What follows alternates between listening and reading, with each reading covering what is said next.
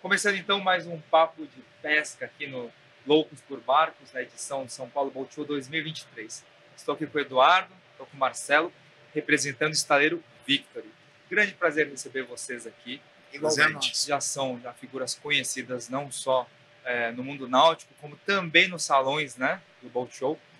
De toda forma, gostaria que vocês se apresentassem rapidamente e falassem um pouco sobre o que é a Victory, o que está por trás desse DNA desses barcos, né, que hoje são tão representativos para o pescador de mar do Brasil. Bom, eu sou Eduardo, né? Eu sou o dono do estaleiro, sou capitão de oceano, mergulhador, caçador submarino, pescador de linha. Desde os 12 anos de idade comecei a minha vida náutica, montando, desmontando motores, depois pescando, depois mergulhando. Fui me apaixonando, obviamente, por isso e fiz da minha vida, né, profissional a minha forma de sustento, né? Então, como o próprio slogan da Victory diz, nós somos apaixonados pelo que fazemos. Ou seja, a gente vai todo dia na fábrica, atende os clientes assim, babando, adorando o que a gente faz, né? Legal. Então são já quantos anos de empresa? A Victory, ela foi lançada no São Paulo Boat Show. Olha só. Em 1996, se eu não me engano. Foi feito um barco ao vivo, Olha só. aqui no São Paulo Boat Show, que foi a nossa 260. Foi construído o plug junto com a Barracuda. Na época estava a Mariana Becker, da Fórmula 1, ela participou, fez uma reportagem. E aí terminou, ficou pronto o plug, o Jorge Nassi, que era o dono da Barracuda, falou assim, bateu minha escola e falou assim, ó, o salão termina tal dia, você tem que tirar isso aí. E aí a história, né, começou porque no Rio Boat Show, que foi 6 meses antes, o Edmundo Souto, que foi o nosso projetista da 26, a gente começou a desenvolver a 26 juntos, e aí veio o convite do Jornal para fazer o projeto durante São Paulo Boat Show. Então, foi o início da Victor, foi no São Paulo Boat Show realmente, em 1996. Que legal. E desde o início esse DNA da pesca sempre muito presente, né? Sim, porque como todos nós tínhamos esse DNA, né, de mergulho, pesca, né, a nossa intenção era fazer algo diferente, era fazer realmente um barco no conceito americano, né, que sempre foi uma referência à meca da pesca, acho que esportiva no mundo, né, e na construção de barcos center console. Então a nossa ideia é sempre fazer, já que vamos fazer o melhor, com a melhor tecnologia, um barco também insubmergível, né, que sempre foi aquela história de ver as Boston Whalers e que não afundavam. Então sempre foi esse conceito desde o início da Victory a desenvolver barcos dessa maneira, né? Legal. Então, acho que você tocou numa das palavras-chave aí, que é a questão da segurança. E, enfim, a gente até teve com você agora há pouco, né? Você mostrou um pouco melhor para nós. Quando a gente fala em barco americano, também já fui em salões lá fora, vem para o brasileiro aquela imagem daquele barco quase indestrutível, muito forte, claro, mais pesado também por conta do material que é utilizado, mas a segurança realmente vem em primeiro lugar, não tem como, né? Claro. A questão também hoje, eu digo de uma forma geral, o barco brasileiro ele já não tem mais tanto a desejar, né, a deixar para trás para o barco americano. A gente vê estaleiros aí que estão na vanguarda, como a Schaeffer, exportando nos Estados Unidos, entrando fortemente nos Estados Unidos. Então, assim, a gente já não está muito atrás do mercado do produto americano. A gente hoje acho que a gente consegue disputar de igual a igual com o barco americano no mercado deles, né? E desde aquele primeiro Boat Show que vocês participaram e lançaram a Victory praticamente até agora em 2023, né? Qual que é o line-up? Como que ele foi crescendo e como que ele está hoje no mercado? Bom, a gente começou, o primeiro barco foi a 260, né? A gente tinha aquela intenção de fazer um barco totalmente diferente. No Rio Boat Show, né? O barco foi lançado como protótipo, né? Em 1996. Em 1997 o barco estava pronto, fizemos o Rio Boat Show, botamos o barco numa vitrine que nem essa aqui, toda fechada no vidro. As pessoas entravam falando assim, esse barco é importado? De onde é importado? A gente queria dar já aquele pedigree de um barco diferenciado, de um barco importado, uma coisa diferente, né? Logo depois, a Barracuda desenvolveu um projeto que era 245 nosso. O Jorge Nassi nos ofereceu, falou, olha, tem um projeto com 245, vocês querem para vocês? Vamos lá. E aí a 245 também foi feita, aí já não me engano, foi no Salão do Rio de Janeiro, mas não sei se foi em 98, por aí. Nos foi entregue o plug, a gente desenvolveu, melhorou. fizemos todos os testes de água e aí começou em produção. Logo em seguida veio a 315, né, que depois hoje é a famosa 305 ou 310. Então desenvolvemos a cabinada, né, isso já foi lá para os anos 2000 e pouco, por aí. Logo em seguida veio a necessidade de fazer um barco maior, também center console. Então veio a 300, né? Foi lá para 1990, 2015, mais ou menos. E como acho que é a trajetória de todos os estaleiros, os clientes vão crescendo na linha, eles vão comprando os barcos menores, maiores e vão começando vamos dizer, a colocar aquela pressão, vai ter um barco maior, e aí vocês vão fazer.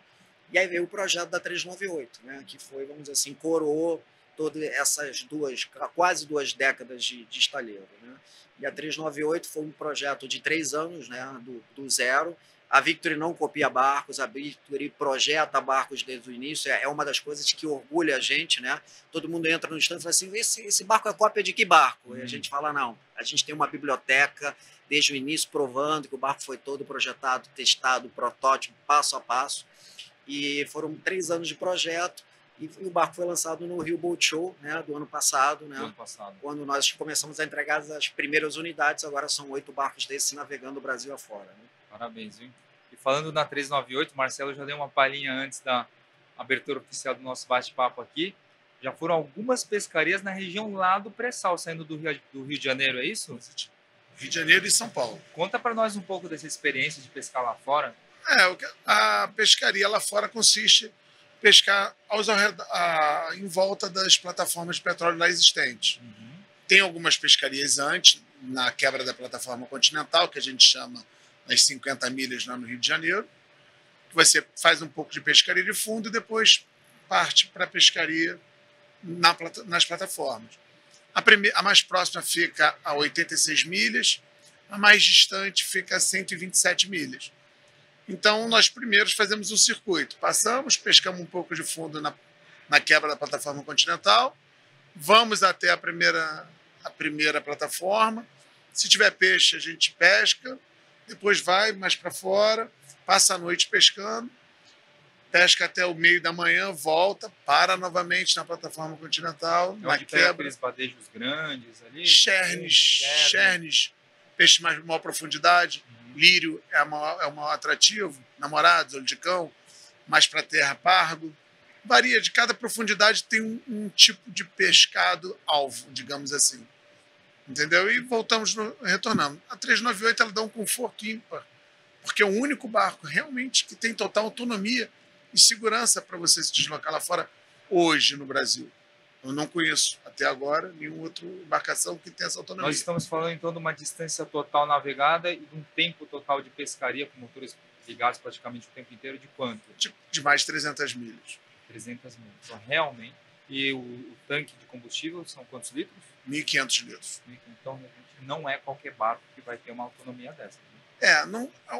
O volume do combustível não é só a grande importância, e sim o consumo médio para poder chegar nessa autonomia. A autonomia do barco ela não está somente atrelada à quantidade de combustível que você tem no barco. O projeto do barco, como ele foi concebido para ter um consumo baixo numa velocidade de cruzeiro alta, né? Então, no jargão da pesca oceânica, você navegar a 25, 26 nós no mar oceânico é muito rápido, né? Normalmente, você conseguir velocidade de 20 nós é a média de 18 nós. A 398 é um barco que você efetivamente consegue navegar em velocidade de 24 a 26 nós, que é uma velocidade econômica. Na Victory 398 você navega a 3.500 giros, gastando uma média de 95 a 105 litros hora no trio, né? Então isso dá uma autonomia praticamente de 15 a 16 horas com o tanque de gasolina que você tem. Caramba, é o trio de quantos, de que potência nós estamos falando? Trio de 300. Trio de 300. Exatamente, okay. Né? Então, na hora de você fazer uma planificação de plataforma, você tem que levar em conta, né? No caso, né? Você normalmente pernoita na plataforma, então você às vezes sai meio-dia para chegar no final da tarde, né, Marcelo? Pegar aquele pôr do sol, onde você tem talvez uma atuação maior de cavalas, aí o Marcelo vai falando. pegar o amanhecer ao dia seguinte, né? Então, você fica com o motor ligado praticamente 24 horas aí, direto, ou até mais. Fica, né? Não é desligado o motor em momento algum. E você tem que levar em consideração não o consumo de cruzeiro, mas o consumo do motor. Não esquece que um trio, você tem um consumo aí, em média de 3 a 4 litros hora cada motor, com motor no regime de 1000 giros. Então você está consumindo ali entre 10 e 11 litros hora. Se você bota aí 16 horas de motor ligado em ponto morto, você já tem ali uma quantidade considerável de gasolina só com um barco ligado apenas. Né? Com certeza. Não, já não é brincadeira de criança, né? É brincadeira de gente grande. No final das contas, se você for comparar com qualquer outro barco, até de menor tamanho, pelo que a velocidade constante, ela é uma vantagem muito grande, mesmo com um consumo maior, porque você tem menos tempo de deslocamento. Como tudo é consumo hora, então você tem uma menor tempo de chegada, consequente, menor queima de combustível. E depois também a pesca do oceano, tem uma questão toda do gelo, né? A 398, por exemplo, ela é toda composta de urnas de gelo. É diferente de caixa de peixe, né? Então, a urna de gelo, existe todo um estudo de térmica, né? Para você, o gelo dura até 3 dias nas filtros 398. Então, você gela o peixe, você mantém o peixe gelado durante esses 2 a 3 dias, às vezes, que chegam a 3 dias, às vezes, as pescarias, dois pernoites lá fora, né? E o gelo tem que durar, né? Você está lá no meio do nada, né? Então o gelo tem que durar. Não tem sentido pescar um monte de peixe e estragar o peixe. Claro.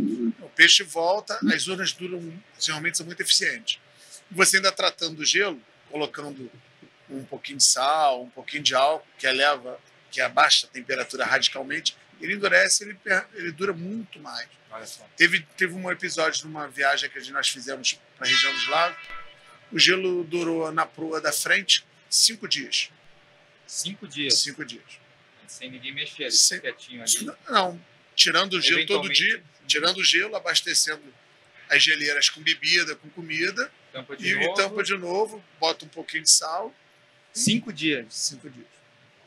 Então é muito planejamento. Temos segurança, temos autonomia, tem essa questão do gelo, tem a navegação, o conforto durante a pescaria e durante os deslocamentos também. Então, tudo isso vocês foram pensando, né, ao fazer o projeto desse barco, né? Sim, uma das coisas que nós também colocamos muito e nos enaltecemos como um diferencial da Victor é a bagagem da equipe, né?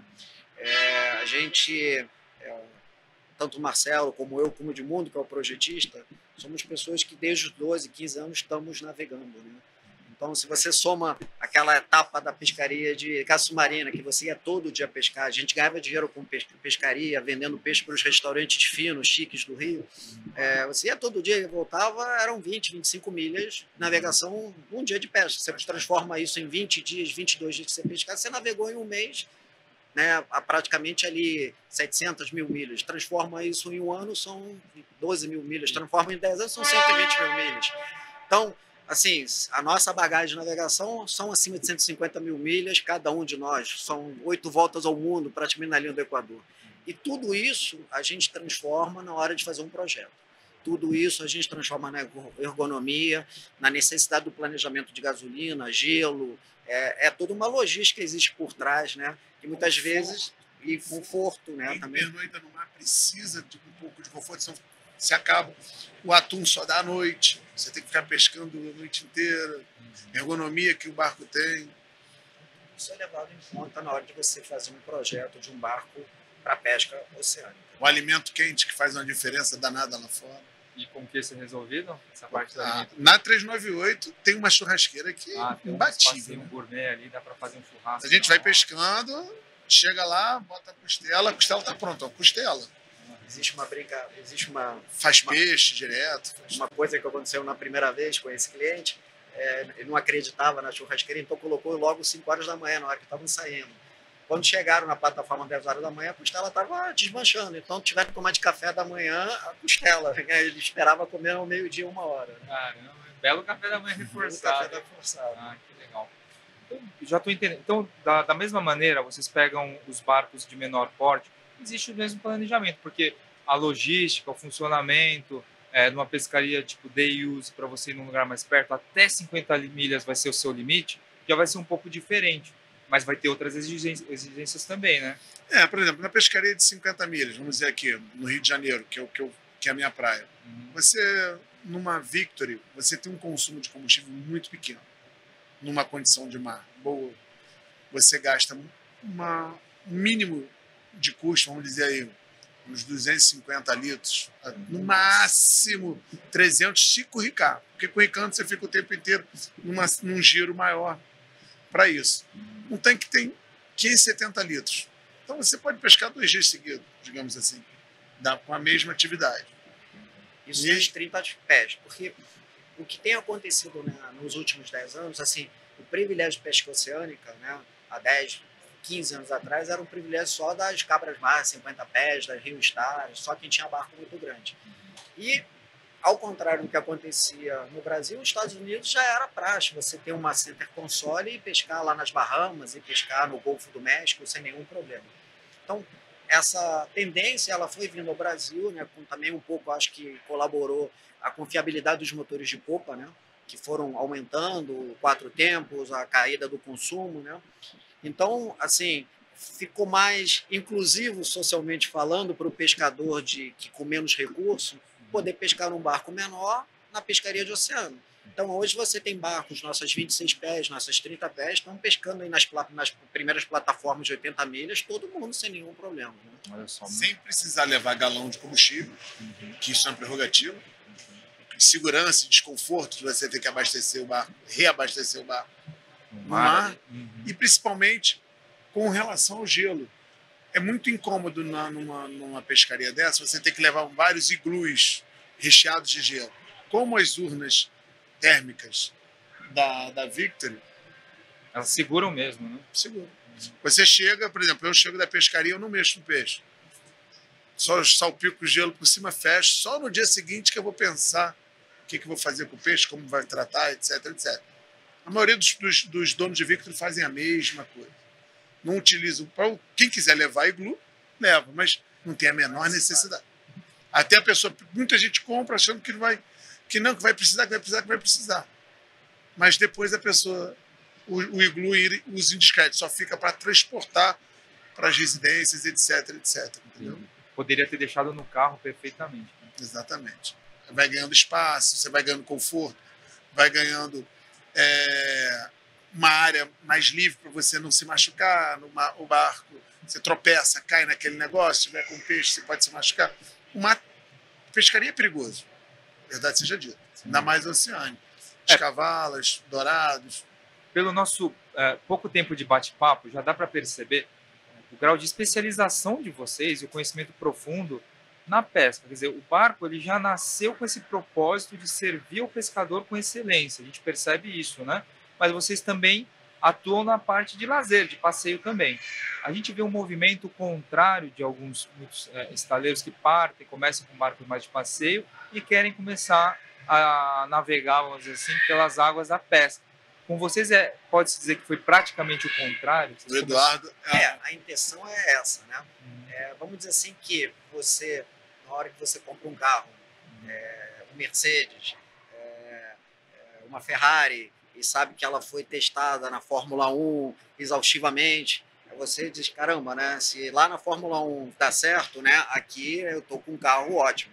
Então a ideia nossa foi essa, se os nossos barcos são testados no campo de batalha, vamos chamar assim, lá no oceano, não afundam, porque isso também é um ponto muito importante, né? Os barcos, toda a nossa linha é 100% insubmergível, né? Em qualquer situação, emborcado, virado, se você virar o barco ele vai flutuar. Temos vários episódios já que eu posso depois contar. Então, quando você vai para o lado do lazer, né? A pessoa que está comprando aquele barco, sabendo que aquele barco foi testado e aprovado exaustivamente em condições radicais, aquilo dá uma segurança para o proprietário do lazer. Né? Porque acho que pescaria... O pescador é aquele que mais se arrisca, né? Muito mais do que qualquer pessoa que sai a lazer, né? E é muito confortável você colocar a família dentro de uma embarcação sabendo que ela está segura. Perfeito. É a melhor, é a única coisa, né? Perfeito. Você pode relatar algum episódio desses em que Justamente essa questão da insubmergibilidade, da questão de não ser submergível, foi colocada à prova? Bom, tivemos vários casos. Vou contar dois, por exemplo. Tivemos um caso uma vez na Barra da Tijuca. A gente tem uma barra ali que sai, que vira e mexe, que acontece acidente, comprando a Hello Inlet, né? Às vezes o pessoal filma, né? Uhum. Tivemos, por exemplo, uma família uma vez que estava indo para Angra, o marinheiro saiu da Marina da Glória, foi pegar a família dentro da Barra da Tijuca, embarcou, né? O marinheiro avisou, né, a pessoa, o proprietário falou, olha, o mar está lá fora, está complicado, a barra está muito difícil, e a pessoa insistiu, não, temos que ir, temos compromisso em Angra, embarcaram no barco com crianças, com tudo. Quando o barco foi sair na barra, o marinheiro se assustou com uma onda que cresceu, desacelerou e botou o barco de lado. É a pior coisa que você pode fazer. Você, numa situação dessa, se você não quer acelerar, furar a onda, né? A onda pegou, emborcou o barco, virou o barco. A família caiu, por sorte estava todo mundo com colete. O barco estava na vazante, foi arrastado para fora e ficou boiando de cabeça para baixo. Jogaram âncora, deixaram o barco lá fora boiando com os motores, as hélices para fora.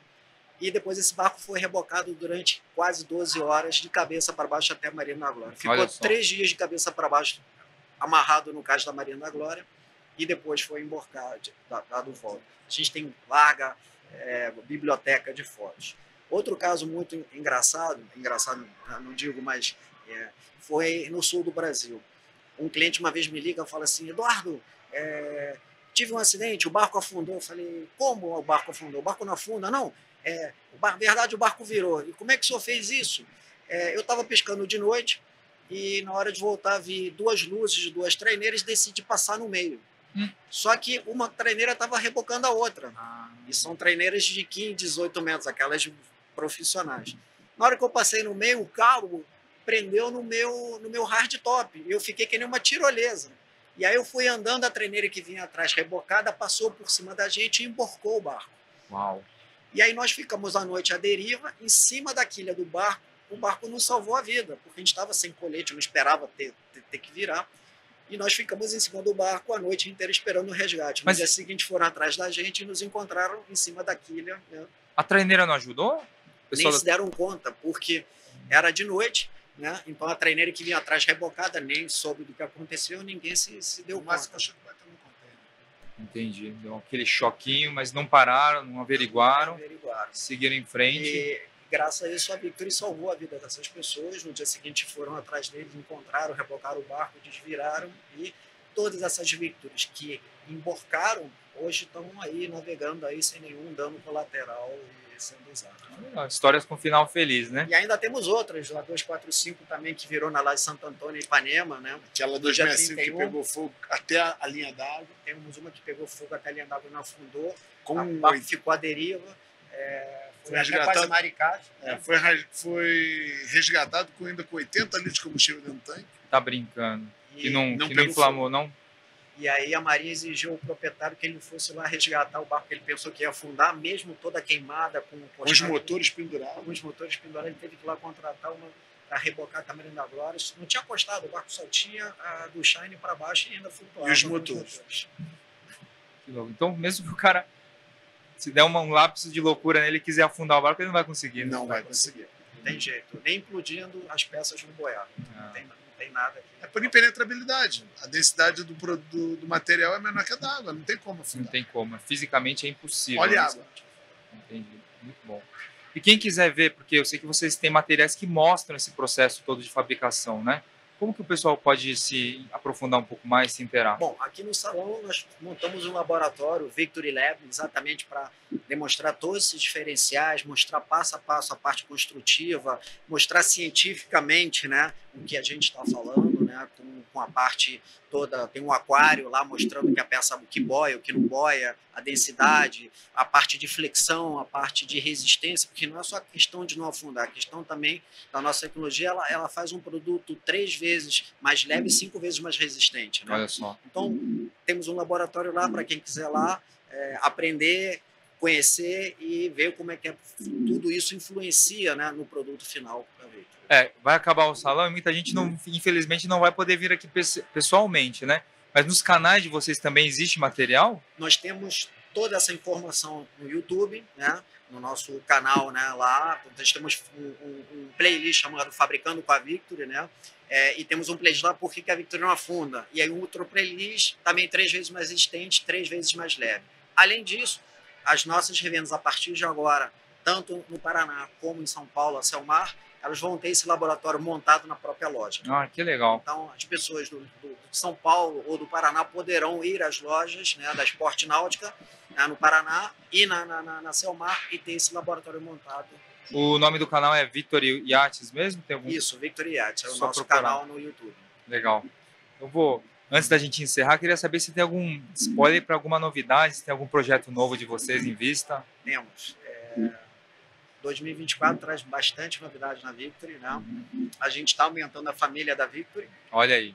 Tá? O ano que vem, se Deus quiser, Itajaí Boat Show, temos novidade. Uma Victory maior ainda.